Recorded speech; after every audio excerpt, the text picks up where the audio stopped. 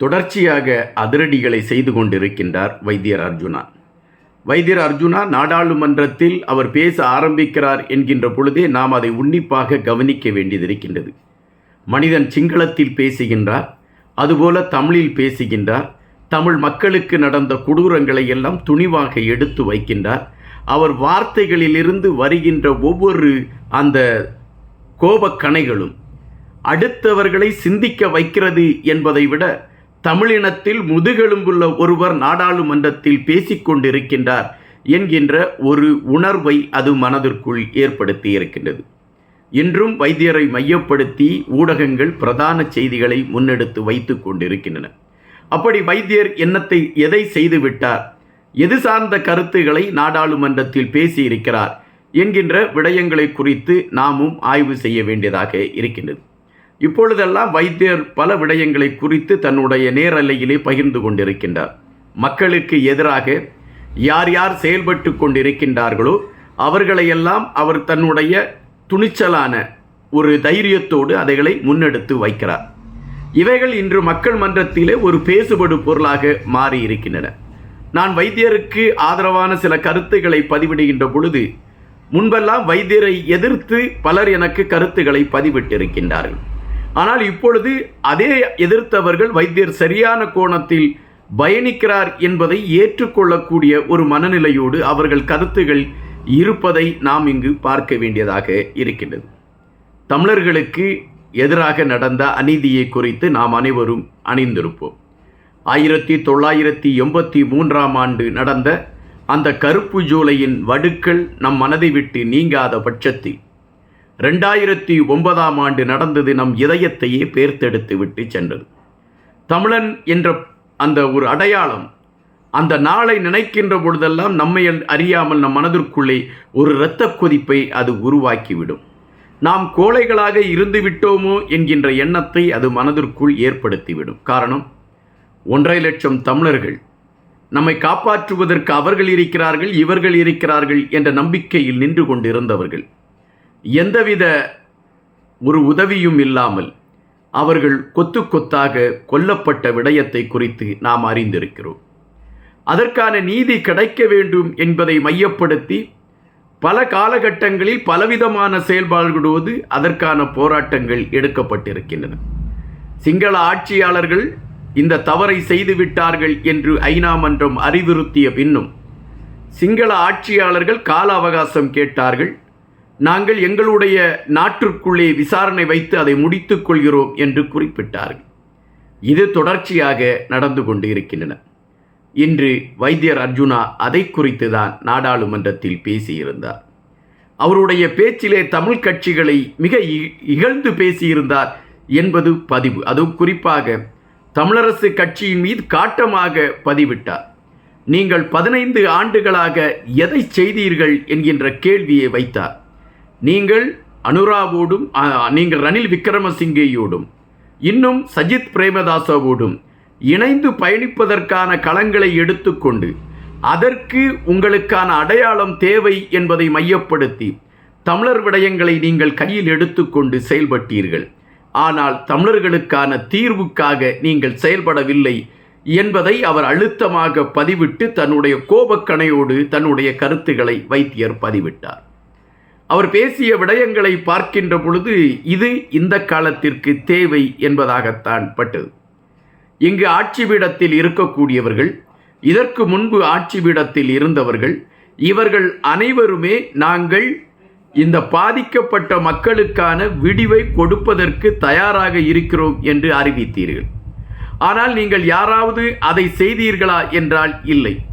இதுவரை எங்களுடைய மக்களுக்கான நீதி கிடைக்கப்படாமல் எங்களுடைய மக்களுடைய பயணம் தொடர்ந்து கொண்டிருக்கின்றது.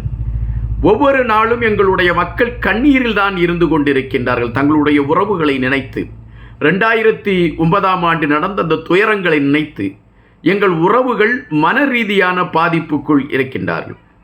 ஆனால் நீங்கள் ஆட்சி பீடத்தில் ஒவ்வொருவரும் வருகின்ற பொழுது இதற்கான விடிவு சொல்லப்படும் என்று அறிவிக்கின்றீர்கள்.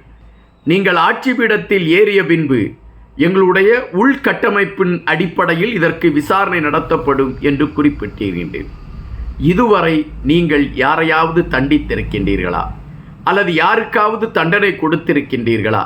அல்லது யாராவது இதை செய்தார்கள் என்று அவர்களை முன்னிறுத்தியிருக்கிறீர்களா? இல்லை. எங்களுடைய குரல்களை நீங்கள் கேலியாக பார்த்து கொண்டிருக்கின்றீர்கள். நாங்கள் எடுத்து வைக்கக்கூடிய எங்களுடைய வருத்த பதிவுகளை நீங்கள் உங்கள் வாழ்க்கையின் சந்தோஷமாக ரசித்து கொண்டிருக்கின்றீர்கள். எங்களுடைய கதறலையும் எங்களுடைய கண்ணீரையும் உங்களுடைய வாக்குகளை பெறக்கூடிய சீட்டுகளாக நீங்கள் மாற்றிக்கொண்டிருக்கின்றீர்கள். இனவாதத்தை உருவாக்கிவிட்டு எங்களை புறந்தள்ளக்கூடிய நிகழ்வுகளை நீங்கள் கையில் எடுத்துக்கொண்டு பயணித்து கொண்டிருக்கின்றீர்கள். ரணில் விக்ரமசிங்கே வரும் பொழுதும் அதைத்தான் குறிப்பிட்டார். நான் வந்து 1 வருடத்திற்குள் தமிழ் மக்களுக்கான தீர்வை முன்னெடுத்து வைப்பேன் என்றார். இன்று வரை அது செயல் வடிவம் கண்டதா என்றால் இல்லை.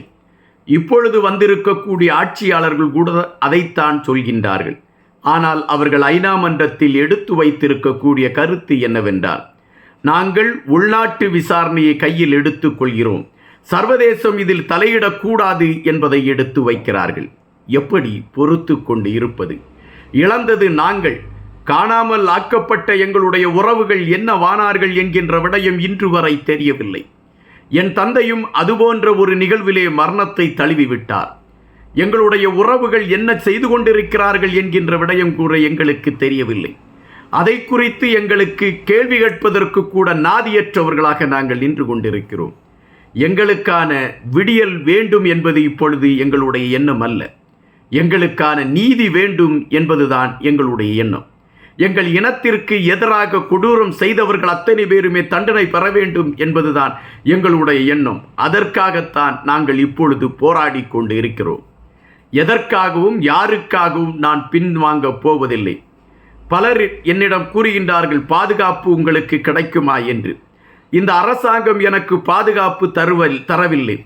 நான் அதை குறித்து கவலைப்படவில்லை. எங்களுக்காக சுமார் 40,000 இயக்க முன்னோடிகள் மரணத்தை தழுவி இருக்கின்றார்கள். அவர்கள் வரிசையிலே நானும் இறப்பதற்கு தயாராக இருக்கிறேன். எதற்கும் நான் அஞ்சவில்லை. நான் அழிந்துவிட்டு போகிறேன். ஆனால் என் இனம் வாழ்வதற்கான களத்தை உருவாக்கிவிட்டு நான் அழிந்துவிட்டு போகிறேன் என்பதுதான் இங்கு நான் எடுத்து வைக்கக்கூடிய கருத்து. இங்கு உங்களுடைய கட்சிக்கு எங்களுடைய பகுதியில், தமிழர் பகுதியில் வாக்களித்து இருக்கிறார்கள். அதை நான் நினைக்கின்ற பொழுது இப்பொழுதும் வேதனையாக பார்க்கின்றேன்.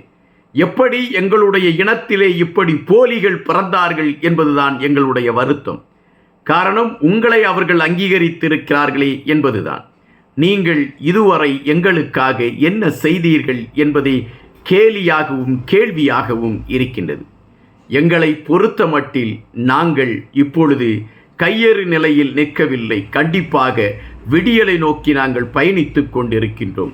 யார் எங்களை தடுத்தாலும் அது இனி நிற்கப் போவதில்லை என்று வைத்தியர் அர்ஜுனா அந்த நாடாளுமன்றத்தில் கொதித்திருக்கக்கூடிய அந்த நிகழ்வுகள், அவர் எடுத்து வைத்திருக்கக்கூடிய அந்த கருத்துகள், அவருடைய அந்த இனம் சார்ந்த பதிவுகள் வைத்தியர் அர்ஜுனாவை பார்த்து நெஞ்சு நிமிர்த்த சொல்கிறது. இப்படிப்பட்ட நாடாளுமன்ற உறுப்பினர்கள்தான் தமிழ் மக்களுக்காக தேவை என்பதை எடுத்து வைக்க சொல்கின்றது. வைத்தியர் அர்ஜுனா உண்மையிலே இந்த சூழலில் வியப்பாக பார்க்கக்கூடிய ஒரு மனிதனாகத்தான் தென்பட்டு கொண்டு இருக்கின்றார். தமிழர் விடயங்களை குறித்து ஆணித்தரமாக பேசுகின்ற அவருடைய அந்த தொலைநோக்கு சிந்தனை ஏதோ ஒரு விடியலை தமிழர்களுக்கு கொண்டு வருவதற்கான ஒரு களத்தை நோக்கி அது நகருமா என்கின்ற கேள்வியை மனதிற்குள் எழுப்பியிருக்கிறது. காத்திருப்போம். இன்னும் பல செய்திகளோடு உங்களை சந்திக்கின்றேன். நன்றியுடன் என்பார்.